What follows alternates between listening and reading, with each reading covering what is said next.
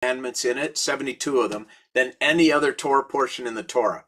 And we're probably going to get to 172nd, probably one of the 72, but that's okay.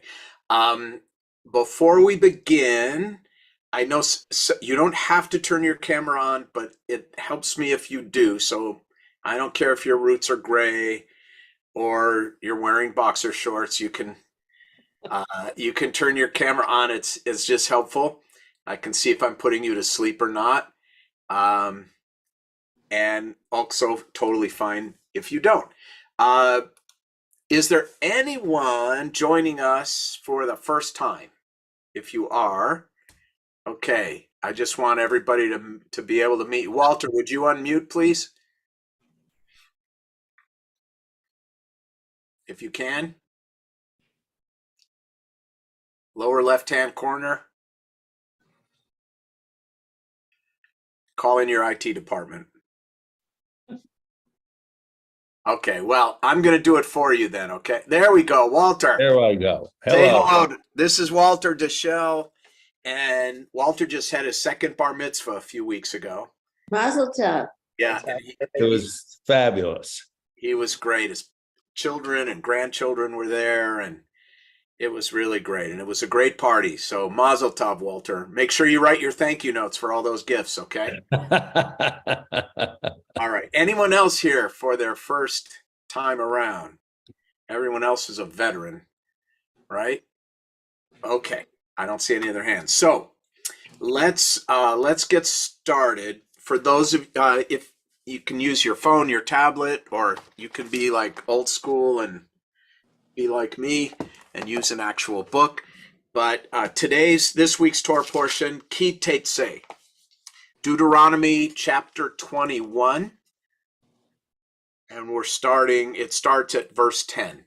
Deuteronomy 21:10. So I'll give you a second to find that. And I know Marty's with us today, so we have our reader. Deborah, be careful.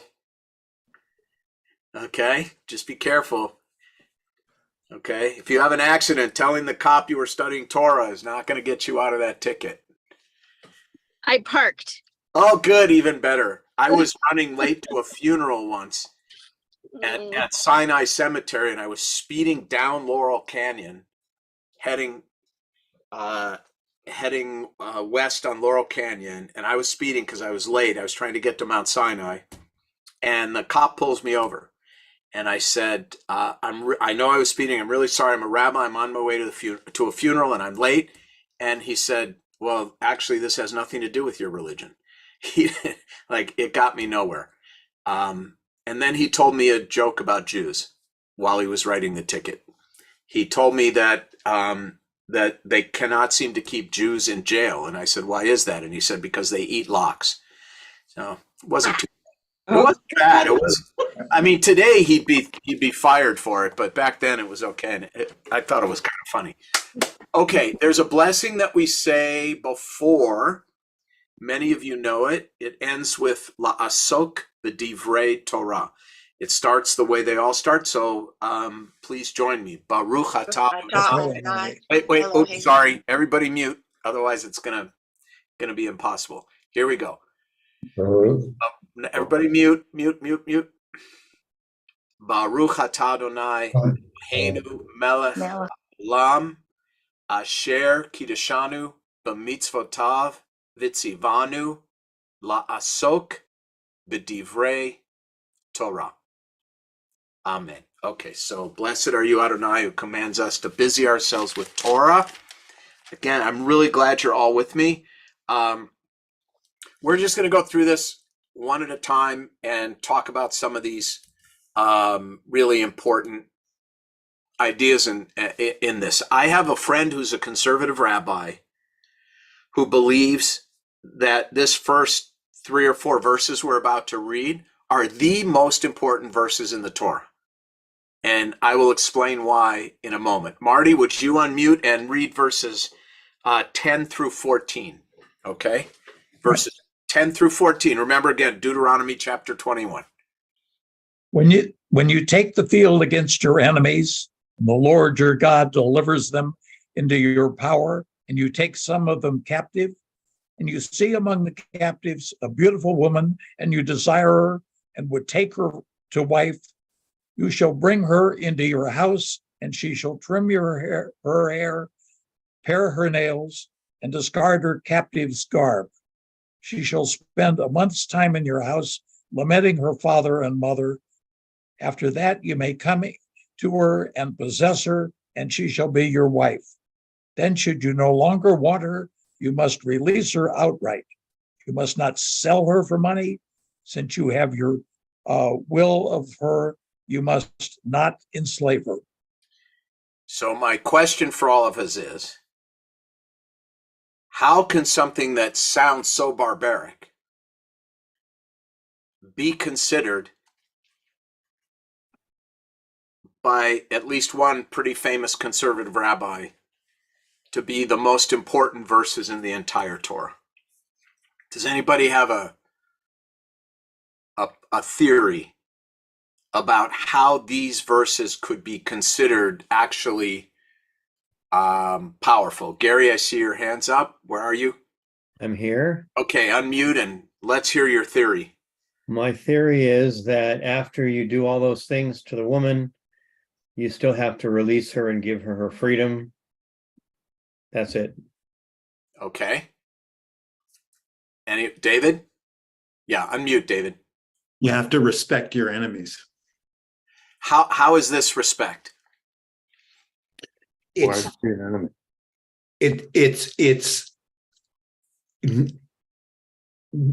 honoring the human rights within the construct that we're dealing with here. It's honoring the human rights of a person who is party to a group that you have defeated. Yes. It's treating her like a person. Yes. Obviously not by today's standards, but by biblical standards. Eric, go ahead. But going through the other verses and chapters of this, there's instructions to kill all the men, and I mean, there's all kinds of instructions that are, today would be war crimes or genocide. I mean, this was biblical war. There was nothing pretty about it. But then we're supposed to take lessons from biblical war and bring them forward to 2023. Right, and what's the 2023 lesson in this, right? Let's consider this in its context. Okay, Brad, go ahead, and then I'll make my point. Yeah, I was just going to say it was common practice, although not always the case, that the female captive was killed. So this is although there are exceptions. I mean, there's Andromache in the Iliad, who is held as a captive, but frequently the woman was killed. Yes, and first treated brutally and raped. Okay? Like killing was the best thing that happened. That was warfare among our enemies. And here, one sec, Walter, and here you have in specific a law that says you have to treat the captive humanely. Okay, now let's all accept it's not humane by today's standards, but we're talking about in the context of biblical warfare when other cultures around us were raping and murdering women. By the way, this is part of the reason that not this specific passage, but the way in which women were treated is part of the reason that your Jewish identity moved, our Jewish identity, our status was in the biblical period determined by the father. But once the Romans started raping and pillaging through the Middle East, the rabbis made the decision to make it matriarchal rather than patriarchal, because you often did not know who the father was, but you always knew who the mother was. And it wasn't really about women's rights. It was about the ways in which women were being abused, and trying to keep these children from adding insult to injury by not being allowed into the people. So this, in its day, was an extraordinarily sensitive and progressive way of behaving on the battlefield. Now, I'm going to make an additional point after we hear from Walter and Karen. Go ahead, Walter. What interests me here is, first of all, sorry, I meant Walter and Susan, not Walter and Karen. Go ahead, Walter. First of all, they say a beautiful woman, not just a woman.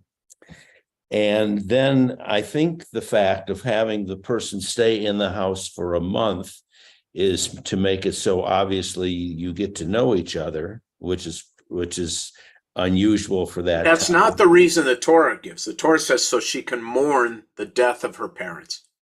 Okay, that was the thing about lamenting her father and mother. It's to basically separate her from her other society to join the Jewish society. And to give her time to grieve.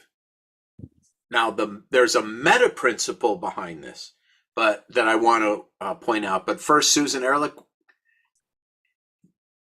tell us. Yes, all that I was going to say too, that there's a consideration for her trimming her nails, that she could feel like a human being again and look pretty or whatever, and then honoring her parents and her feelings, her mourning. And I should mention, this is not only biblical times. If you remember, in recent times, when there are wars, there are rapings of women. Absolutely. It's a tactic. So could just say this only happened in the past, then is really not accurate. You're right. You're right. I don't mean that it only happened in the past. I mean that what is seen here as humane by today's standards would not be seen as humane, because the very act of taking a woman from some other culture against her will is, back then, what we're talking about here is a humane way to go about it. By today's standards, there's no humane way to go about it. You shouldn't do it, period. Right? So I want to make a meta point that I think, and now I'm speaking for my rabbi friend. His view is about why this is so important transcends the details of it, in terms of that it relates to warfare and women, etc. His point is that the real meta principle here is restraint. That you cannot just walk over people, walk through the world, and impose your will on it, and that we have to control our desires. We have to control our passions. When you're out there in the battlefield and you want to take advantage, the Torah says, stop. Behave yourself. Restrain yourself. You've never been in the army. Yeah. Say it again, Marty. Was that you? Who said that? I'm not sure who it was. But look, this is the meta point. Mm-hmm. Be a humane human being. Don't just take something, especially a human being, because you can, because you want to. It's wrong. Control yourself. Steve, go ahead, Marty. There's one interesting point here, though. It says if you take a beautiful woman. Exactly. Now, what happens to the women who are not so beautiful? Marty, every woman is beautiful. Every woman is beautiful, right? And you don't look fat in those pants. You look like you've lost a few pounds. Come on, Marty. Absolutely. Just like to bring it up. That's it. Yeah, look, it's making a dramatic point. Like you really want this woman. I think it's a literary device. I don't think it's meant to be taken in that sense literally.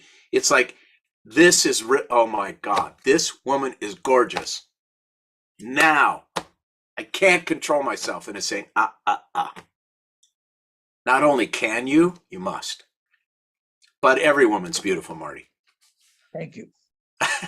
You're welcome. Especially my wife. Absolutely.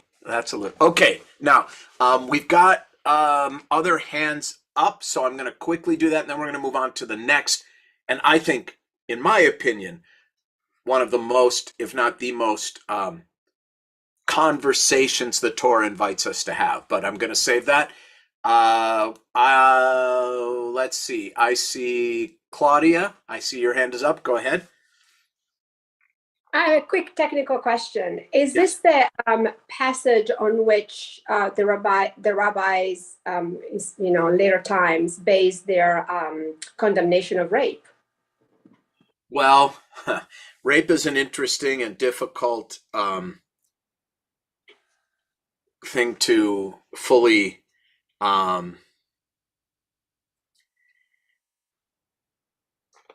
it's a hard thing to fully it's not a simple answer. No. I know it's not, and I know it was somewhat, but there was always like, if you raped a woman, though, no matter what the circumstances, you had to at least pay a fine. Yes, and technically, the act of intercourse made you married. Right. So, like in this case. Yes, but this is different. But she becomes his wife. Correct. In this. That's exactly right. That's exactly right. Unless and women were property. I mean, this is straight up the truth of it. Women were property, and men had multiple wives. By the way, as long as we're talking about this, it may surprise some of you that Jews invented divorce. The rabbis invented divorce. Because prior to the ketubah and the get, there was no divorce. You just married another woman and another woman and another woman, and the previous wives, who were still your wives, were essentially slaves. I mean, they couldn't leave you and marry someone else, and the rabbis realized the kind of painful circumstance this would leave so many women in, and so they created the institution and concept of divorce. The ketubah is a prenup that lays out the obligations of the bride and the groom, what the bride's family is giving as a dowry, that the groom will give her the shirt off his back and a certain amount of money, what will happen in the case of divorce. And in a traditional divorce, you get something called a get, which is a divorce decree, and you actually tear the ketubah. The couple tears the ketubah. And this is, as far as we know, the beginning of the institution of divorce. So, and again, from a contemporary point of view, these things may seem quite barbaric. In and of their era, they were quite enlightened. Okay. Pamela, go ahead. And then I think, Anne, did you have your hand up? Okay, so Pamela and then Anne. I just have a very, very quick question, which is, in the beginning, when these gets first came into existence, could either man or woman request it, or was it only the man? The woman could request it, but only the man could grant it.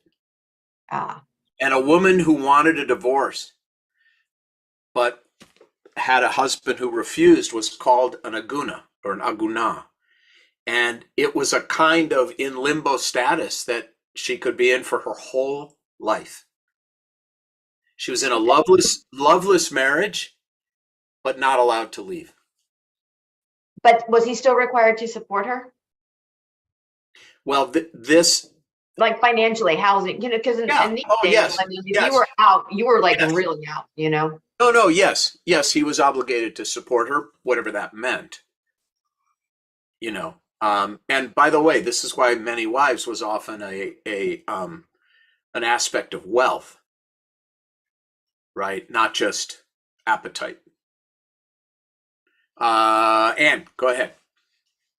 I mean, just as a follow-up to the question that was just asked, it's still very hard for a lot of women to get gets. It's not Yes, easy. the men do not have to give it. Right. By the way, you guys, I'm going to tell you a crazy story, okay? I wish I could remember the name of the podcast. I can't. My son and I were on a long drive, and he said, Dad, you got to listen to this crime podcast. And it was a real story about a deeply, deeply religious community in I think it was New Jersey, and there was a guy who you could hire to convince men to grant the get to their wives so they could get divorced. And they used a cattle prod. They literally were like thugs who would go threaten men with a cattle prod to get them to grant a get to their wife so that she could go on with her life. I'll try. I'm going to text my son and ask him what it was called. So you guys, you won't believe it. I'm going to see if I can, if he'll answer me. 1 second. This is going to be worth it. So please forgive me. And I'll ask him, what was the name of the podcast about the guy with the cattle prod who used to threaten Hasidic Jews to give their wives a divorce? Rabbi, can I just? Yeah, go ahead. I'm curious about the shaving of the woman's head. Can you explain that? I mean, that seems like it's very dishonoring unto itself. It does, but now again, we have to look at this from the biblical point of view. This was to make her unattractive, so that, you know, it's kind of like the first time you see someone you're like you're dating and it's all great, and then like you see him, like, I don't know, unshaven, or you see her without makeup or whatever. It's like, are you sure about this? And so the shaving of the head was to make her unattractive, because hair was always seen as a very seductive and attractive component of femininity. So, you know, it was like an attempt to get him to sort of come to his senses. No, I don't think it was about lice, honestly. The shidel? Well, here's the crazy thing about the shidel. This is the hypocrisy, really, of orthodoxy, okay? There it is. Ben, thank you for that. There's an article about this podcast, and I'll get the name of it for you. Anyway, let's focus here. The craziness of the shidel, which is this beautiful wig that Orthodox women wear. So they shave their heads so they will not be seen as attractive to other men. But then they buy a $3,000 or $4,000 wig and put it on and go out, which completely subverts the intent. And that's the mishigas of orthodoxy in a nutshell, right? They're usually pretty ugly. What are pretty ugly? The shidels. Oh, I assure you the person wearing it doesn't see it that way. Beauty is in the eye of the beholder. Yeah, right. Okay. That's Sorry, right. go on. Okay, guys, I want to move on, if you don't mind, because there's something far more, in my opinion, substantial for us to talk about today. And it's a really, really interesting dilemma. So verse 6. Okay, 22, verse 6. There's so much that's interesting in here. You're not supposed to cross-dress. You're not supposed to mix species. There's so much in here. But This one is very deep. It's short. I'll just read it, Marty, if you don't mind. It's only 2 verses. Okay, listen carefully. Verse 6. If along the road you chance upon a bird's nest in any tree or on the ground with fledglings or eggs, and the mother sitting over the fledglings or on the eggs, do not take the mother together with her young. Let the mother go and take only the young, in order that you may fare well and have a long life. So, obviously this is, you want to keep the mother alive because the mother can keep producing more eggs and fledglings, but you are allowed to take the eggs or the little baby birds for food. And what is the promise? That if you shoo the mother away, now some rabbis say so she doesn't witness and isn't caused pain by you taking the eggs or the babies, but really it's just good environmental practice, right? You don't want to kill the goose that lays the golden eggs. And if you behave properly in this circumstance, you let the mother go and take only the young, you will fare well and have a long life. That is the important line we're going to really look at now. Now, we're not going to go to the Talmud, but you can write this down if you want to look it up for yourself. In the Tractate Kiddushin, page 39b. Okay, Kiddushin 39b. There is a story about a boy who sees a bird's nest up in a tree.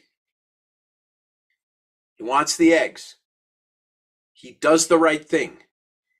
Climbs the tree, shoos the mother away, harvests the eggs, falls out of the tree, and dies.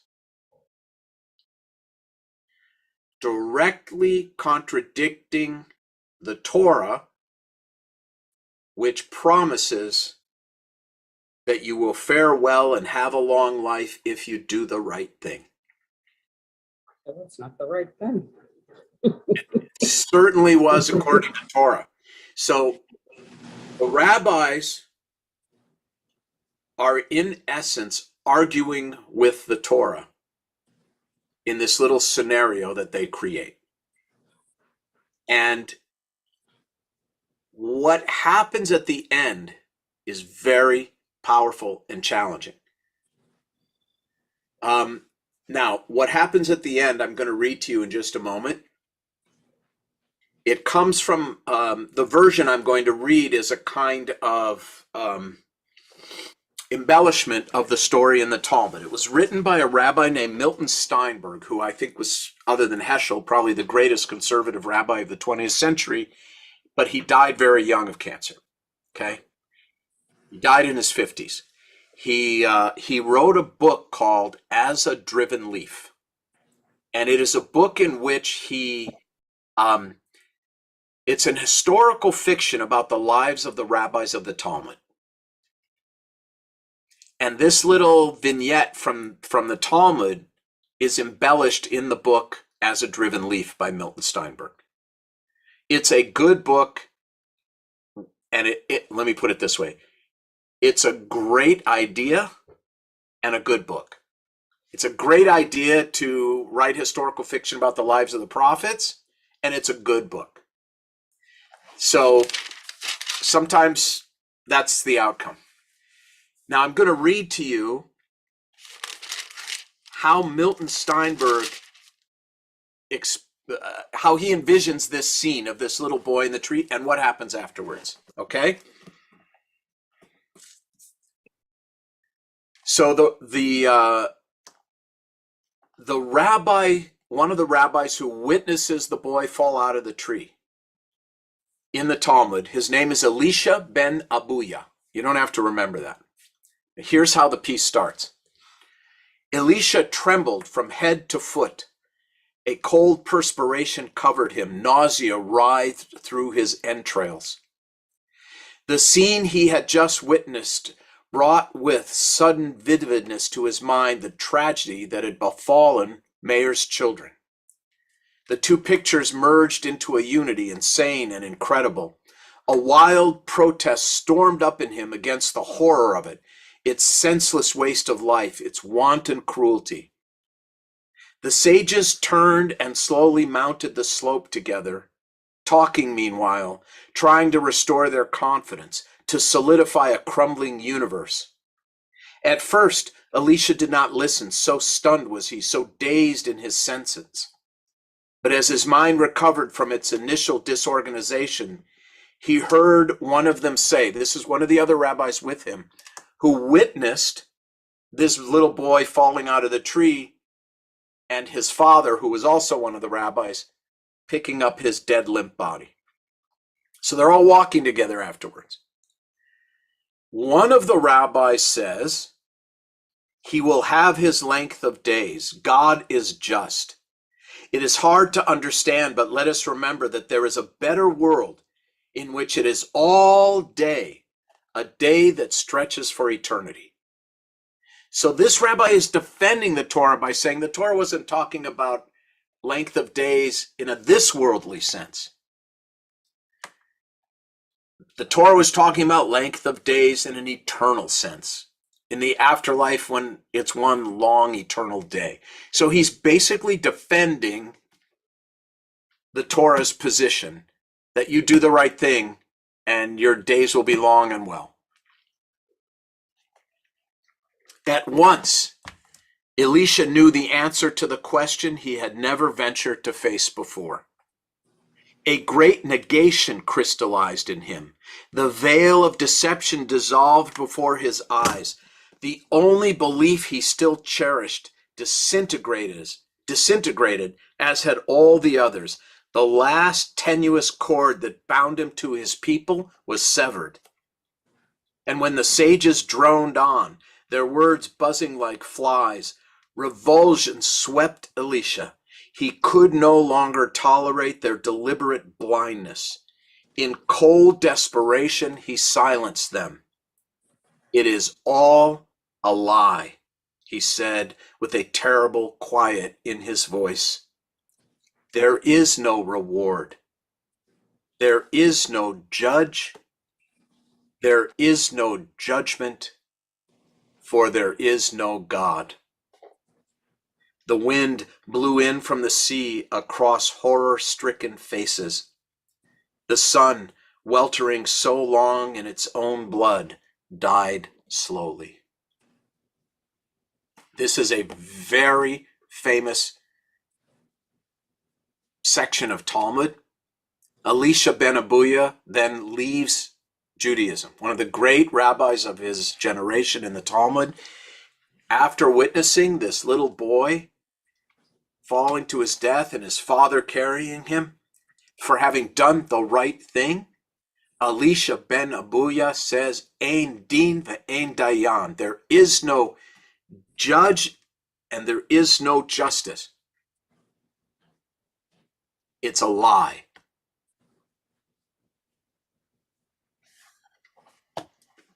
So, it's a very challenging conversation among the rabbis.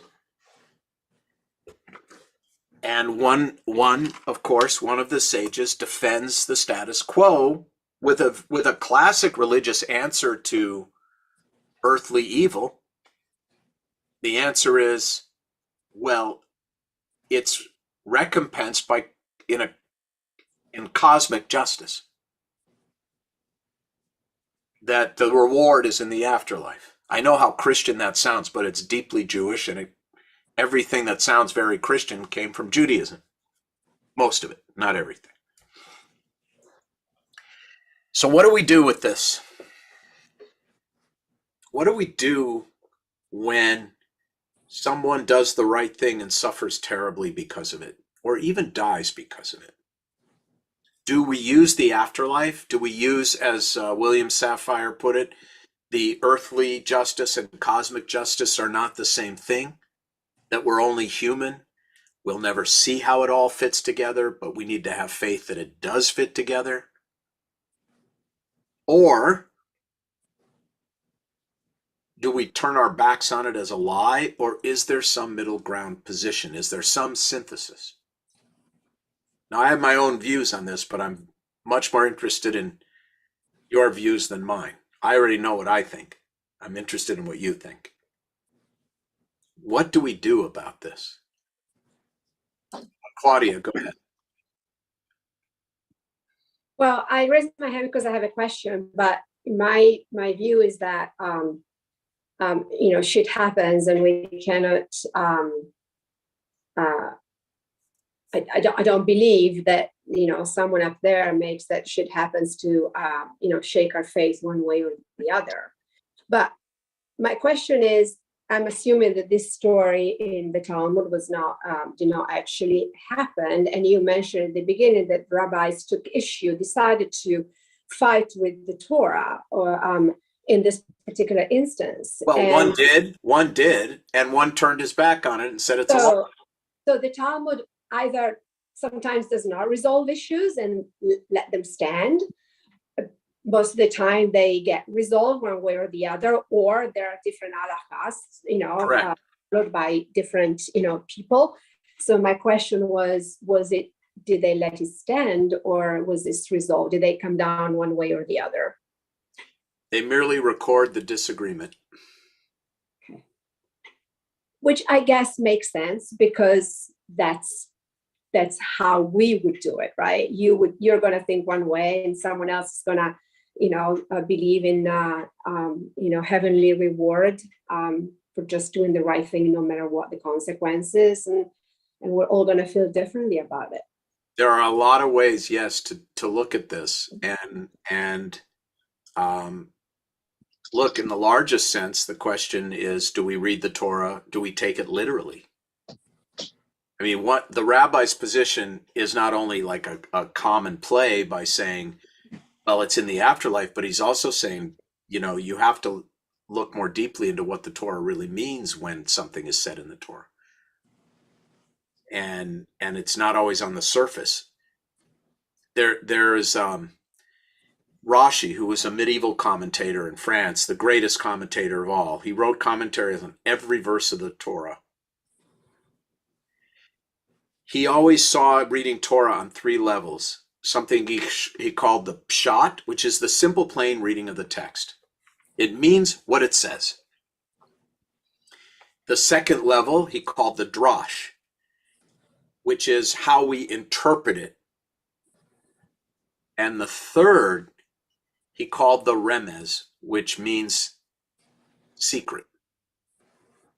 That there's a secret in this that we can only glimpse and is beyond our ability to fully know. And that these are the three levels on which we can embrace Torah. The Pshat is like Freud, sometimes a cigar is just a cigar, right? And the Drash is no, these are metaphorical, symbolic, etc. And then there's a mystery to it that we will never know. And I think that's true. And there's a tension in it all. Does it mean what it says, or does it mean something else, different, more, deeper, wider? And how will we ever really know? Karen? I just wanted to say, I think it's Brad, a great, I beg your pardon. Sorry, Karen, go ahead. Oh, excuse me. I know, I was just going to say, I think the Torah does a wonderful job in allowing us to live with ourselves, to live with what happens, to live and not go to pieces and die over everything that happens or befalls us that will destroy us. So this way we can go on in life, because I think the Torah in this way does us a great service. Yes. Or Rashi does, I should say. Yes. There are levels of understanding, and therefore levels of meaning. in everything that happens to us and in everything we do. But there are these conundrums in Torah where doing the right thing does not result in the, at least in this life, the promised reward. And this is why, by the way, in a larger sense, people come to me lost when something terrible happens to them, because they are at the level of the pshat, of the simple plain meaning of the text. And we all in some way are at that level because we were all taught when we were children that if you do the right thing, you'll be fine, right? And that isn't really true. I know people who walked in the crosswalk and they got hit and killed. We had 2 families that happened to in the congregation a few years ago. In the same year, they were doing the right thing. And one of the answers is cosmic justice and earthly justice aren't the same. Another answer, I'm being a little bit short. I'm taking a shortcut here because I'm sensitive to the time. But another answer is that goodness is its own reward. Well, that's what I was going to say. Right? Rabbi, Brad, go ahead. we say that virtue is its own reward. Yes. And, for the ancients, leading a virtuous life was a major preoccupation. Yes. That word virtue has disappeared, it seems, from the English language. Yeah. But, I think that's the middle ground here that you were talking about when you introduced this passage. Yes, the problem though, Brett, I agree with you. I actually believe that. I can put it glibly. I don't know who said it, but somebody said expecting being a good person to protect you from evil is like expecting the bull not to charge you because you're a vegetarian. It's not how it works, right? And we understand that about being a vegetarian and a charging bull, but we don't quite understand it in other contexts. The problem, Brad, though, that I don't think we can look away from here is the promise in this case is you will fare well and have a long life. And the little boy dies. Now, it doesn't die in the Torah. This is the Talmud. This is the rabbis calling bullshit on that verse in the Torah. That's what's going on here. And I too think it's somewhere in the middle, but this is theodicy. This is God and the problem of evil. And this is why if you don't come to some resolution in your own mind, this is why 50-year-olds come into my office and say, I'm leaving. I'm quitting the temple. It's a lie. My son's been diagnosed and he's terminal and I'm a good person. And he's a better person. This is a lie. And that's how it feels if we don't develop a nuanced and sophisticated theological point of view vis-a-vis theodicy and the God and the problem of evil. David, go ahead. Unmute though. There you go. If you go back to the other end of the story, though, the beginning, every time I read this, I'm shocked by you see a mother sitting on the eggs and you shoo the mother away and take the eggs. That it strikes me that the first action in this anecdote is not a good action. Or it could be interpreted as not a good action. I mean, the analogy I come to the thing is you don't boil the kid in the mother's milk. I mean, there's a resonance here between those two. But yes. We start at the beginning of these things and say, wait a minute, what constitutes good? Yes. Now, not to be glib, but I would say you got to eat. Yeah. Okay, you have to eat, and and every time we have an omelet, we're eating an egg that was taken from the mother that day, right? So we do this too. We just do it by proxy, right? So again, this is boiling a kid in its own mother's milk was a pagan kind of festival thing. And so I think it was much more about not acting like pagans than it was animal cruelty. However, there is in this, here's where you're spot on. There is in this Torah portion a law about helping a struggling animal, helping lift an animal that can't stand. And it's not only for your neighbor's sake. When your neighbor's ox is overburdened and can't stand, it's not only for the sake of your neighbor you have to help that animal. You have to help that animal for the sake of the animal. And that is deeply embedded in Jewish law. Tsar Baalei Chaim. It is to alleviate the suffering of animals. That too is a Jewish imperative. Different things, though. Kashrut was in its day the most humane way of slaughtering an animal.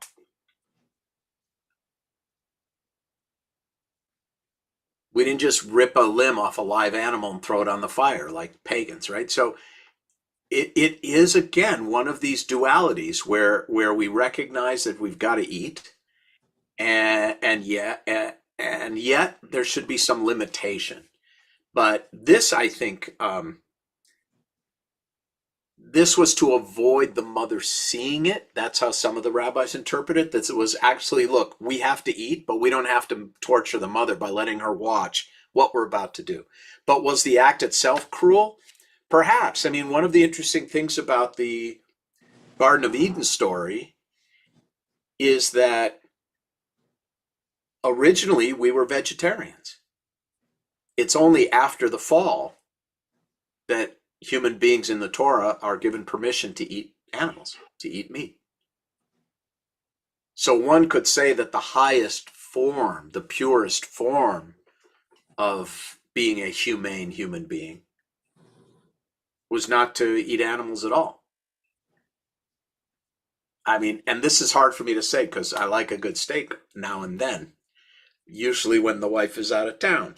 Okay, so because she, but this I think that you're onto something here. That all of this starts to stir up within us the dissonance between kindness and cruelty, human need and human want. This is where I think it connects also to where we began with this captured woman. How do we wrestle with need versus want? How do we restrain that? How do we wrestle with our need and dependence on animals and our respect for them as living creatures? This is all this dissonance is in here.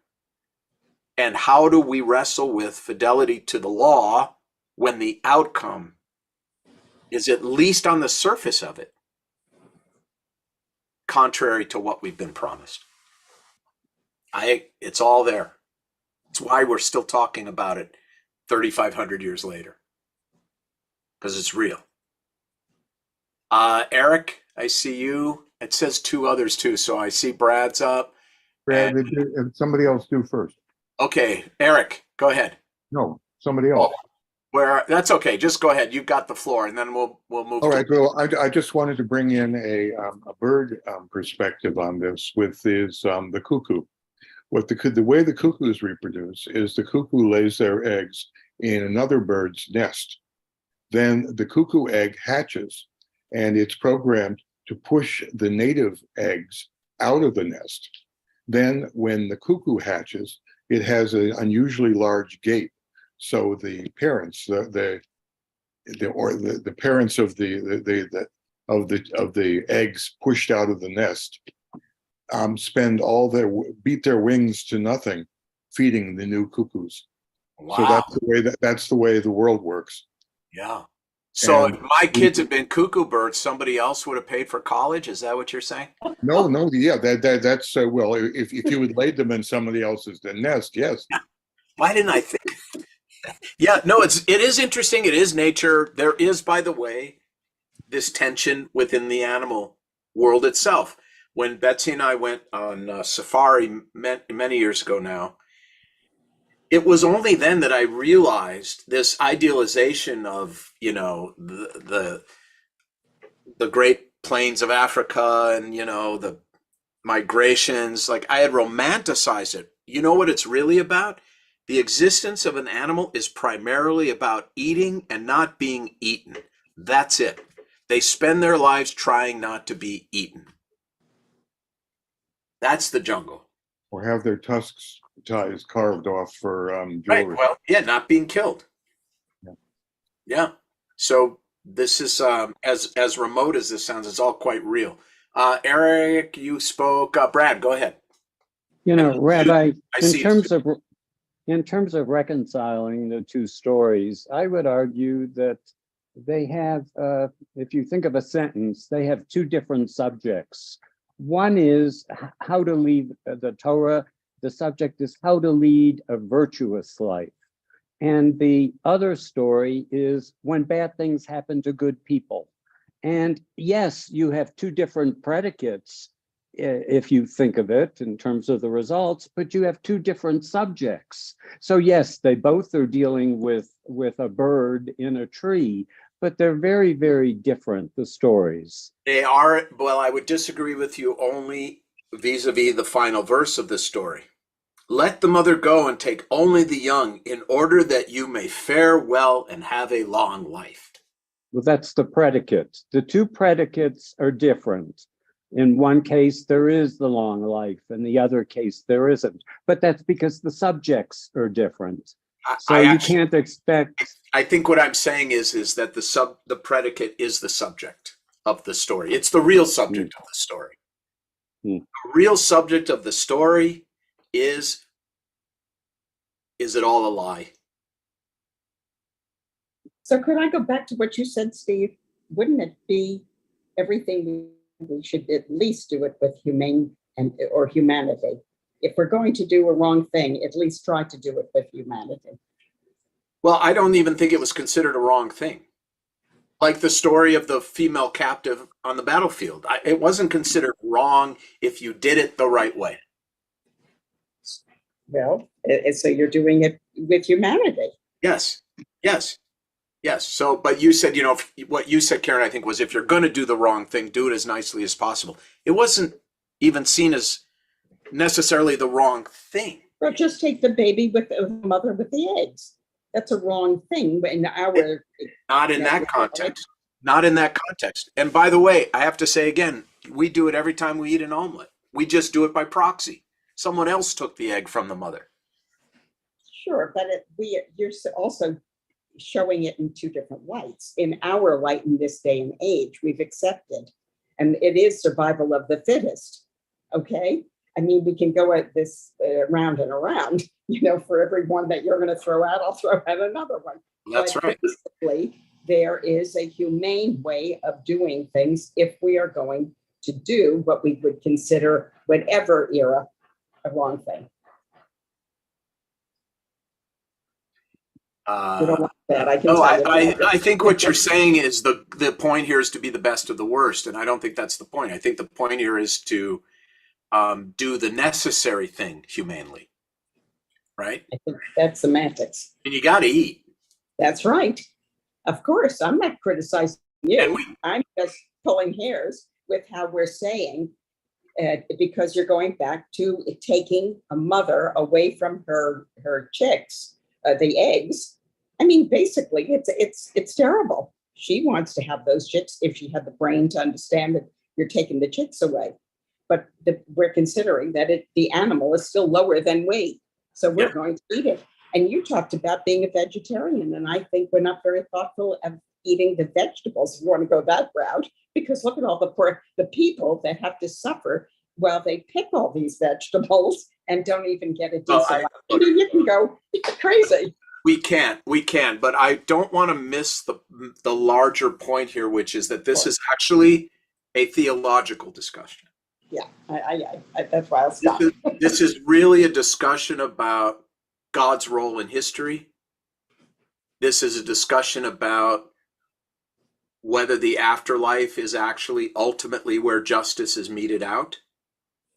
This is a discussion about how it isn't really even about when bad things happen to good people, which is what Harold Kushner called his book. They're trying to get at how can bad things happen to good people. This is not what we have been promised. And that's the real theodicy that's going on. This is about God's role in our lives. Now, Susan, I think you're next. Go ahead. I was just taking notes of what you said, and the deeper, I think there are really valuable lessons here, and I'm glad Brad brought up virtue for its own sake. This young boy was following two virtues, not only the humane act towards animals, but his father's. He was respecting his father and what the father wanted. And I think at times there are conflict of values that we have that enters in here, obeying your father and perhaps thinking, okay, I could fall from this tree. How bad things happen, it just, we don't ever have a why. And wasn't that what Kushner's point was? We don't know why bad things happen. Well, And he certainly did not write a book called Why Bad Things Happen. He wrote a book called When. but now you're saying how, and how is almost like a why, and I'm not sure that they're answerable. And we know Well, now that I can tell you the rabbi's answer, okay. right? One of the rabbi's answer is, it's not a bad thing. It's only a bad thing from our limited human perspective.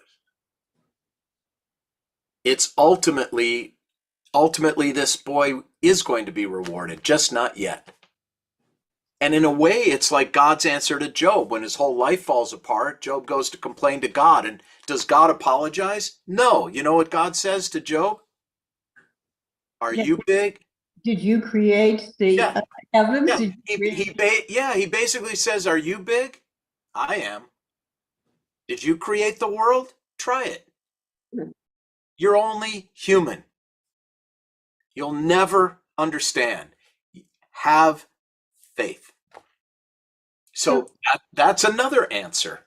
Now, yet another answer, most predominant post-Holocaust, is that, I mean, just imagine the challenge the Holocaust posed from a theological standpoint for traditional Jews.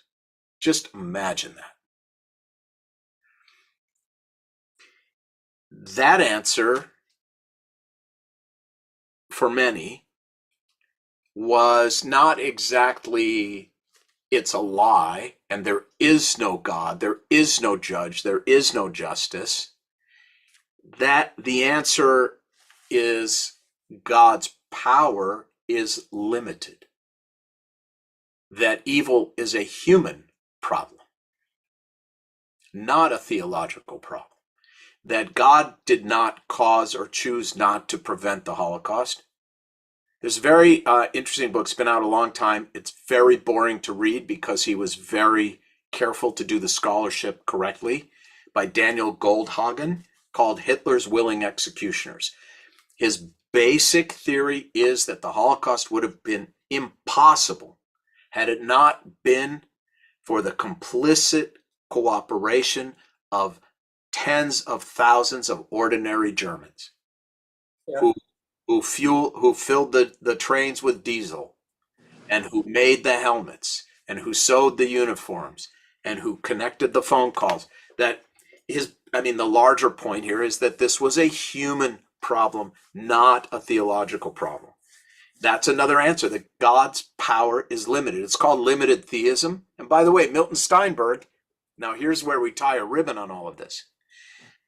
Milton Steinberg, who wrote that piece I read to you, Milton Steinberg coined the phrase limited theism. So you can see he was wrestling with this. He was a very powerful rabbi in the 50s. He was dealing with the post-Holocaust generation, asking these Jobian questions. I just have one other statement with that. Elisha ben Abuya. Abuya doesn't have a good life afterwards. And no, he does he gives up on Judaism, goes with pagan women and sex with them and everything else, but it's not a happy life. So You don't throw out the baby with the bathwater, I think is kind of a deal with that. Don't give up on. Well, and that's where limited theism is so helpful.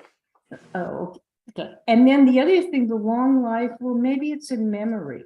You've talked about your father when he died. You didn't think before he died, if I'm remembering it correctly, there was such a thing, but now he comes back to you in your memory. And maybe for a good person, it's memory that gives them the long life. Yes, not eternal life. Oh, and but it's long life. eternal life. I thought it was long life. Okay. No, it is. I'm agreeing with you because this idea that when we say you live on in memory, well, that's true until the last person on earth who ever remembers you is dead. So what does that mean? Does that mean that's when we die? When there's no longer anyone left who remembers us? Is that the moment we die? So I like your point that it's about a long, not an eternal existence through memory. Because very few of us will be remembered by people other than those who really knew us. You know, very few of us are going to be that influential or famous. Let's see. Okay, Carol, go ahead. Thank you, Rabbi. I appreciate the historical, thousands years old context for the initial premise that you presented. More recently, I was at a funeral and the rabbi said, it may have been you, it was a couple of years ago. Well, let's hear what he said first. Let's hear what he said. He said, and this person suffered an untimely, we would say, death, died young, and that again is subjective. And what was, I think, said to the congregation, those mourners, those of us, was it was not a Jewish value to live a long life. It wasn't a goal, but to live a good life, a just and right life. The quality of your life, of how you live as a Jew in this world, was more important than the length of your mortal life. Maybe it was just said as a means to comfort the mourners. Could you talk about that a little? Sure. Before I started at noon, I was on a Zoom with a family really struggling with a lot of grief. And I said to them, there is a point for all of us when more is not better. That length of days is not necessarily a win. I mean, I'm putting it pretty colloquially. I wouldn't say it in a eulogy this way, but I think the tricky thing, I can tell you I didn't say this, and I was not the rabbi, and I'll tell you how I know I was not the rabbi. Because the tricky thing in that moment is the objection in the mourners' minds as, you know what? I'd rather have more time and a little less virtue. Like, this isn't fair. This isn't right. I would, for example, never say that to the parents of a child who dies. Well, you know, a good life is not a long life. It's a meaningful life. Well, but that doesn't justify, it's hard to use that to justify the death of a child. So, you know, what you say to comfort people in the moment is different than what you might say to them a year later or 2 years later. So I wasn't that guy. It's very interesting. This came up last week at a clergy meeting where we had a very sad situation in the temple where parents have suffered the second death of a child. They had 3 sons. Now they have 1, and both died from overdoses. And one of the rabbis in this meeting said, you know, years ago, this happened to a family at another synagogue. And the rabbi said, spoke directly to the kids in the eulogy and said to them, you have to realize now that your actions have consequences. And my son, this was the person talking, my son remembers that. And I said, I would never have said that at the funeral because that's blaming the victim.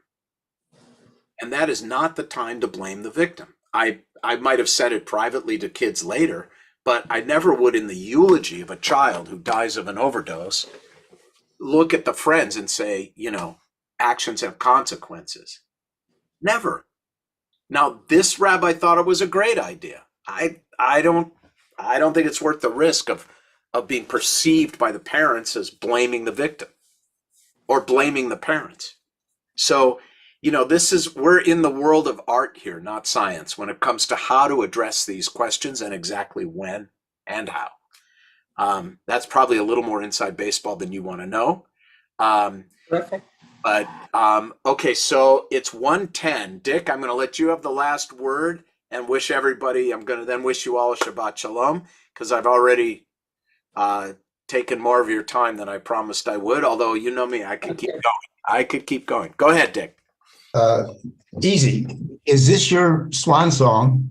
And if not, do you plan to ever have a live meeting again? Okay, this is not my swan song.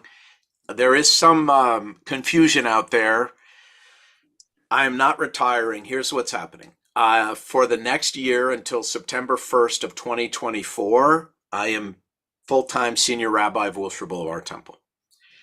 Then I have agreed to work half-time for 2 more years, probably 3 months on, 3 months off, and just keep doing what I'm doing, except carrying the daily responsibility of, you know, of the role. So we have at least, and by the way, if everyone's happy after 2 years, you know, which is actually 3 years from now, we'll just keep rolling. We'll just see how it goes. But at a minimum, it's 3 more years. 1 full-time, 2 half-time. I'll keep teaching. I'll keep doing all the things that, unless the new senior rabbi, you know, asks me to do otherwise. So by no means, you know, I'm going to use this joke in my Rosh Hashanah sermon. So you guys, just if you're there, laugh like you haven't heard it before. It's the joke about Gentiles leave and they don't say goodbye, and Jews say goodbye and they don't leave. So I'm going to be kind of hard to get rid of. So this is by no means the end of anything. I would like to go live again. And I think when the Resnick campus is open, right now the problem is these offices, law firms, CAA, they don't want any large outside groups there anymore. Like the risk is too big with COVID and this and that. We have no room at the Irmis campus during the day. No parking and no room. It is stuffed with kids, which is great for the temple, but not great for adult learning. Koreatown is just on a Friday, just too hard to get to for most people, certainly from the west side. But when December 8th will be open at the Resnick campus. The schools are opening September 6th. The rest will be done on the 8th of December because that's going to be our dedicatory Shabbat. So first quarter of 2024, we can do it in person there and live stream it so people who can't get there or prefer to stay home in their boxer shorts can participate from home. So that's how we're going to do it. Okay, so that's the plan. As long as I don't fall out of a tree. All right, so thank you guys. I love studying with you. We'll do it again and again. And Shabbat Shalom to everybody. Shabbat Shalom. Thank Shabbat you. Shalom. Shabbat Shalom. This was amazing. Thank you. Bye. Shabbat Shalom. Thank you. Spiritual.